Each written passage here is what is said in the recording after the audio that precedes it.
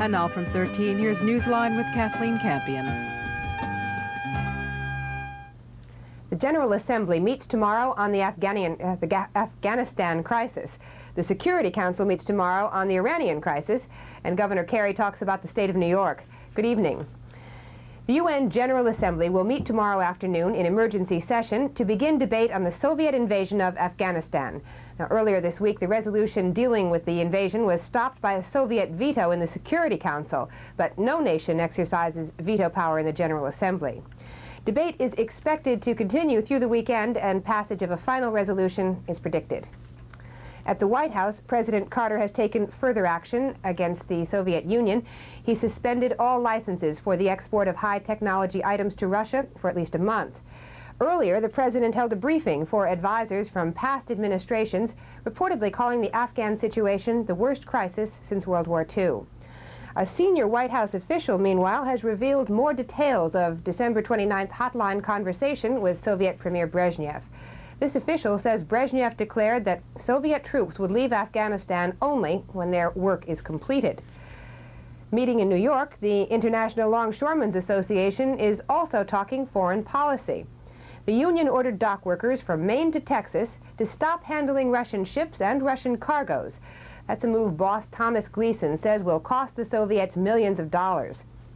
Although Gleason says he doesn't want to embarrass or second-guess President Carter, he declared that boycott would stay in effect until Soviet troops are withdrawn from Afghanistan.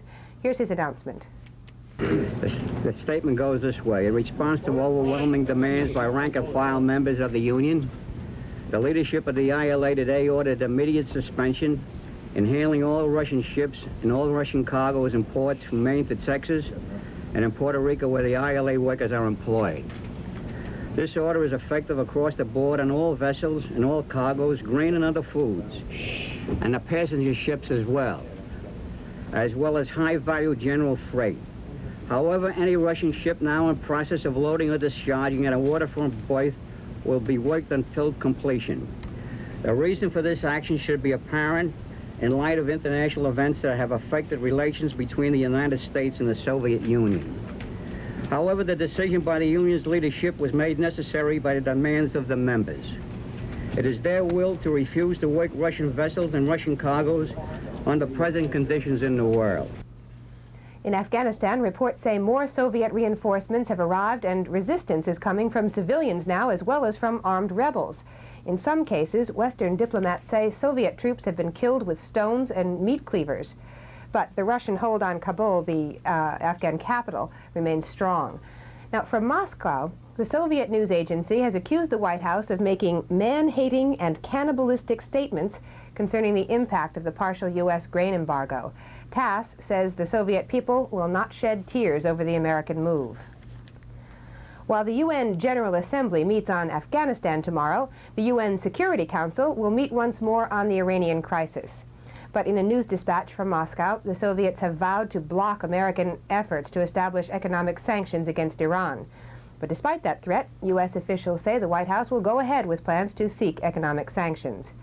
In related matters, Iranian Ayatollah Mohammad Beheshti, a member of his nation's Revolutionary Council, said today he sees movement toward ending the hostage crisis. But White House Press Secretary Jody Powell says that's news to him, and he hopes Beheshti knows something that the U.S. doesn't. The Chicago Board of Trade reopened today after a two-day layoff. The trade suspension was aimed at easing the impact of the U.S. grain embargo against Russia, but the impact was severe. Prices for grain and soybean futures dropped sharply as traders hastened to sell. On paper, the losses amounted to millions of dollars, and one observer said, "I've never seen anything like this before." Although stock market prices closed mixed this afternoon, Wall Street has experienced its third busiest trading day in history. 65.25 million shares were traded. And now, here are the closing Wall Street averages.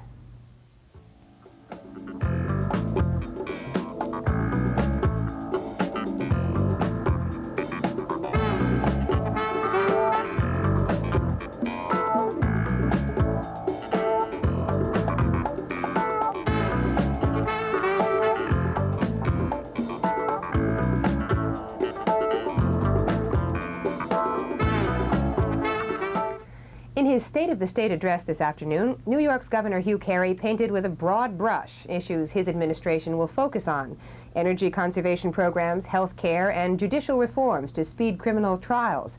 He also cautioned presidential candidates that New York voters would connect their vote with the federal aid dollar.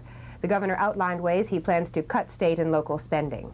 The first step, I will outline in the forthcoming budget a specific plan to limit expenditure growth with legislation holding state expenditures to a percentage of state personal income. Beginning with this budget, I have imposed a lid on state spending, including local assistance.